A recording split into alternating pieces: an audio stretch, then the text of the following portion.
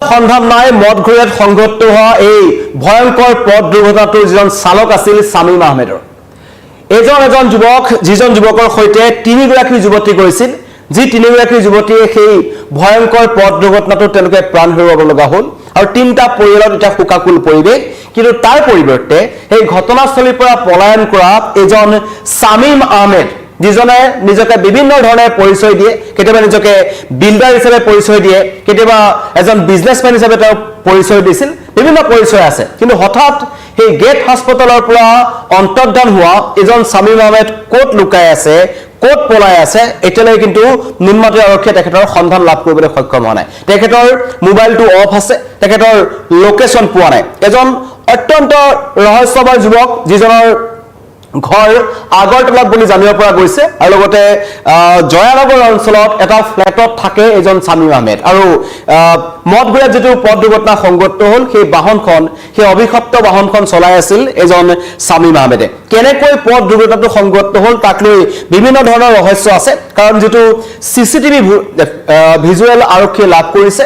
দুৰ্ঘটনাৰ সময়ত এখন ৰৈ থকা ট্ৰাকত খুনা মাৰিছে খুনা মৰাৰ পিছত কিন্তু তাৰ পিছে এখন গাড়ী আছিল প্ৰায় 14-15 সেকেন্ডৰ পাছতে সেই গাড়ীখন ঘটনাস্থলীত উপস্থিত হৈছিল প্ৰথমতে কোৱা হৈছিল যে এখন আৰক্ষী বাহন যদি আৰক্ষী বাহন হয় তেন্তে কেনেকৈ নুনমাটি আৰক্ষীক পিছত খবৰ দিব লগা হ'ল হেতু অতি ৰহস্য আছে লগতে সেই বাহনখনত কোন আছিল সেই বাহনখনে এই শামীম আহমেদে চলাই অহা বা তিনিগৰাকী যুৱতী থকা বাহনখনক পিছফালে খেদি আহিছিল নেকি ভাবুকি প্ৰদান কৰিছিল নেকি ভয়ত তেওঁলোক পলাই আহিছিল নেকি আৰু এটা ষ্টেণ্ড আপ কমেডিৰ কথা কোৱা হৈছে যে ষ্টেণ্ড আপ কমেডিৰ এটা শ্ব' চাবলৈ তেওঁলোকে মাছকজিৰ সাংস্কৃতিক প্ৰকল্প আছে তালৈ গৈছিল তিনি বান্ধৱীৰ সৈতে এজন শামীম আহমেদ আৰু শামীম আহমেদ এই যি তিনিগৰাকী যুৱতীৰ যি মৃত্যু হৈছে আকাংক্ষা শইকীয়া পূজা সাহা আৰু লগতে তৃতীয়গৰাকী যুৱতী হৈছে নেহা আহমেদৰ সৈতে খুব ঘনিষ্ঠ আছিল এজন শামীম আহমেদ আৰু নেহাৰ কাৰণে শামীম আহমেদ তেওঁলোকৰ লগত গৈছিল বুলি এই আকাংক্ষা শইকীয়াৰ লগত থকা তেখেতৰ ভগ্নে জানিবলৈ দিছে আৰু লগতে পাতি লোৱা ককায়েক বিভিন্ন সময়ত ৰাখি পিনাইছিল এনেকুৱা ধৰণৰ সম্পৰ্ক আছিল কিন্তু যেটো ষ্টেণ্ড আপ কমেডিৰ শ্ব'ৰ কথা কোৱা হৈছে সেই শ্ব'টো 9:30 পৰা 10:30 বজাৰ ভিতৰত শেষ হৈছিল তাৰ পিছত সেই 3:45 লৈকে যিখন সময়ত পথ দুৰ্ঘটনা সংঘটিত হ'ল এই 6 ঘণ্টা সময় তিনিগৰাকী যুৱতী আৰু এই যুৱকজন ক'ত আছিল হেতু কিন্তু ৰহস্যৰ আৱৰ্তত আছে তিনিগৰাকী যুৱতী ইতিমধ্যে প্ৰাণ গৈছে আকাংক্ষা শইকীয়া পূজা সাহা আৰু নেহা খান কিন্তু তেওঁলোকৰ লগত থকা এজন শামীম আহমেদ এতিয়াও জীৱিত অৱস্থাত আছে সুস্থ অৱস্থাত আছে কাৰণ যেটো সিসিটিভি ভিজুৱেল আছিল তাত এটা কথা স্পষ্ট হৈছে যেতিয়া দুৰ্ঘটনাটো সংঘটিত হ'ল স্থানীয় ৰাইজে এটা গোট খালে গেট হাস্পতাললৈ তিনিগৰাকী যুৱতীক যেতিয়া লৈ অনা হৈছিল তেতিয়া কিন্তু গেট হাস্পতালৰ সিসিটিভি কেমেৰাত এজন শামীম আহমেদ ওলাইছে কিন্তু তাৰ পৰাই এজন শামীম আহমেদ কি কাৰণত পলাই গ'ল সেই কিন্তু ৰহস্যৰ আৱৰ্তত আছে খুৰামত্ত অৱস্থাত আছিল নেকি ড্ৰাগছ সেৱন কৰিছিল নেকি অন্য কিবা ঘটনাৰে জড়িত হৈ আছে নেকি সকলো ৰহস্য উৰ পৰিব এজন চালক শামীম আহমেদৰ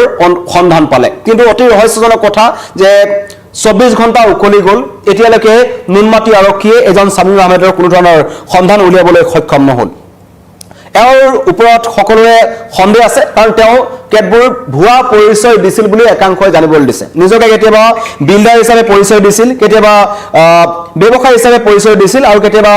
অন্য বিভিন্ন ধৰণৰ চাকৰি কৰো বুলি এজন শামীম আহমেদে খবৰ দিছিল আৰু কোৱা হৈছিল যিখন বাহন লোৱা হৈছিল এখন নিজে তেওঁলোকে ৰাইডৰ কাৰণে লৈ লৈছিল যিখন এখন এজেন্সিৰ পৰা তেওঁলোকে লৈছিল সেইখন কোনে ল'বলৈ কৈছিল আৰু এই গোটেই কমেডি শ্ব'টো চাবলৈ যোৱা পৰিকল্পনা কৰা আছিল কাৰণ আকাংক্ষা শইকীয়াই পৰিয়ালক যি কথা জনাইছিল তাত কিন্তু তেওঁ সেই ষ্টেণ্ড আপ কমেডি শ্ব' চাবলৈ যোৱা কথা কোৱা নাছিল তেওঁ কৈছিল যে পূজা সাহাৰ ৰুমত তেওঁ থাকিবলৈ যাব কাৰেণ্ট নাইকিয়া হোৱাৰ কাৰণে মোবাইল ৰিচাৰ্জ কৰিব মোবাইল চাৰ্জ তেওঁলোকে দিব পৰা নাই আৰু তাৰ বাবে তেওঁলোকে ৰাতি ফোন কৰিব নোৱাৰিব পাৰে এনেকুৱা ধৰণৰ মন্তব্য কৰিছিল আৰু সেই কাৰণে এই সমগ্ৰ ঘটনা ৰহস্যৰ আৱৰ্তত সোমাই আছে কাৰোৰে মন্তব্য মিলা নাই আকাংক্ষাই পিতৃ-মাতৃক যি মন্তব্য কৈছিল যে বান্ধৱীৰ ঘৰত ফুৰিবলৈ যাব কাৰেণ্ট নথকাৰ কাৰণে পুৱাৰ ভাগত ফোন কৰিব কিন্তু সেই নিখাই তেওঁলোক ওলাই গৈছিল সেয়া পৰিকল্পনা আগতে কৰা হৈছিল নে হঠাৎ পৰিকল্পনা কৰা হৈছিল নে এজন শামীম আহমেদে তিনিগৰাকী যুৱতীক লৈ গৈছিল সকলো এতিয়াও ৰহস্যৰ আৱৰ্তত আছে কিন্তু তিনিগৰাকী যি যুৱতীৰ মৃত্যু হৈছে তিনিগৰাকী ঘৰত এক শোকাকুল পৰিৱেশে বিৰাজ কৰিছে আকাংক্ষা শইকীয়া যিগৰাকী ঘৰ হৈছে সাপেখাতিত তেওঁৰ ঘৰ শিৱসাগৰ জিলাৰ সোণাৰী মহাবিদ্যালয়ৰ পৰা শিক্ষাৰ্থীয়ে পাছ কৰিছিল সদৰখন ছাত্ৰ সন্থাৰ সৈতে জড়িত আছিল সত্ৰীয়া নৃত্য কৰিছিল বিহু নাচিছিল বিভিন্ন ধৰণৰ প্ৰতিভা তেওঁৰ আছিল কিন্তু অকালতে এটা প্ৰতিভা শেষ হৈ গ'ল আৰু নিজৰ পিতৃ মাতৃয়ে এতিয়া হিয়া দুকাৰি কান্দিছে আৰু লগতে এই পূজা সাহা আৰু